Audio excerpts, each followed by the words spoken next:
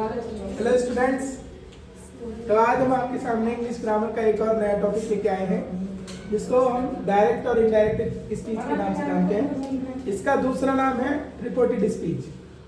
तो सबसे पहले हम जानेंगे रिपोर्टेड स्पीच में डायरेक्ट स्पीच क्या होता है और इनडायरेक्ट स्पीच क्या होता है। तो डायरेक्ट स्पीच की हम बात करें तो जब किसी वक्ता के कथन को उसी के शब्दों में व्यक्त किया जाता है तब वह डायरेक्ट स्पीच कहलाता है। सीधी सीधी बात है, अगर कोई बोल रहा है और अगर कोई बोल रहा है तो उसकी कही हुई बात को कोई दूसरा व्यक्ति तीसरे व्यक्ति को बताता है तो वो डायरेक्ट स्पीच कहलाती है। यानी पहले वाले व्यक्ति ने दूसरे व्यक्ति से अगर कोई बात की हुई है तो वो डायरेक्ट स्पीच है। तो डायरेक्ट स्पीच में प्राय किसी का कथन इन्वर्टेड कोमास के बीच में रहता है। यानी किसके बीच में रहता है? इन्वर्टेड कोमास, जिसको हम डबल इन्वर्टेड कोमा कहते हैं।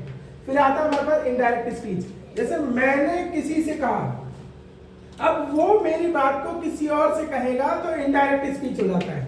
मैंने अगर किसी से कहा है तो मैंने उससे कहा है तो वो डायरेक्ट स्पीच है। अब मेरी बात किसी और को कही जा रही है तो वो इनडायरेक्ट स्पीच है। जब किसी वक्ता के कथन को उसी के शब्दों में ना कहकर उसके आशय व सारांश को अपने शब्दों में व्यक्त किया जाता है। यानी वो अब मेरी बात को किसी और को बताएगा तो वो अपने तरीके से बताएगा, ना कि मेरी दोहराई हुई बात को बताएगा। तो तब वह इनडायरेक्ट स्पीच कहलाता है। इनडायरेक्ट स्पीच जो है इन्वर्टेड कोमास के भीतर नहीं रखा जा सकता, क्योंकि जो मैंने कहा है वो इन्वर्टेड कोमास में रहेगा, लेकिन मेरी कही हुई बात किसी और को बताई जा रही है तो वो इन्वर्टेड कोमास में नहीं रहेगी। अब सीधी सीधी बात है, यहाँ पे कुछ एग्जांपल हैं जो कि डायरेक्ट स्पीच को कन्वर्ट करते हैं इनडायरेक्ट स्पीच में। तो सबसे पहले ही सेड आई एम इल।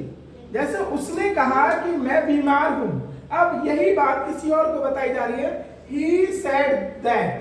अब इन्वर्टेड कोमा और इस कोमा की जगह पे हम क्या लगाएंगे बेटा? That. अब उसके बाद I की जगह पे क्या हो जाएगा? He. M की जगह पे was. यानी सीधा सीधा कहा जाए तो यहाँ पे प्रेजेंट से किसमें चेंज हो गया? पास्ट में चेंज हो गया, यानी समय के अंदर भी परिवर्तन आ गया। इल। अब ऐसी Ram said I am ready, तो क्या हो जाएगा? Ram said that he was ready.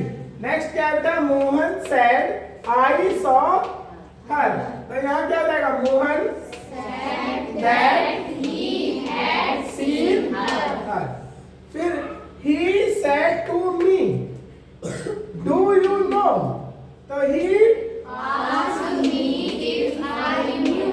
अब आप देखो यहाँ पे he said, फिर डू यू नो, यहाँ कौन सा मार्क लगा हुआ है? Question mark. तो ऐसे कुछ स्पेशल साइन या सिम्टम्स को देखकर हम कुछ स्पेशल वर्ड का इस्तेमाल करते हैं जिसमें हम इसका नाम क्या लगा रहे बेटा?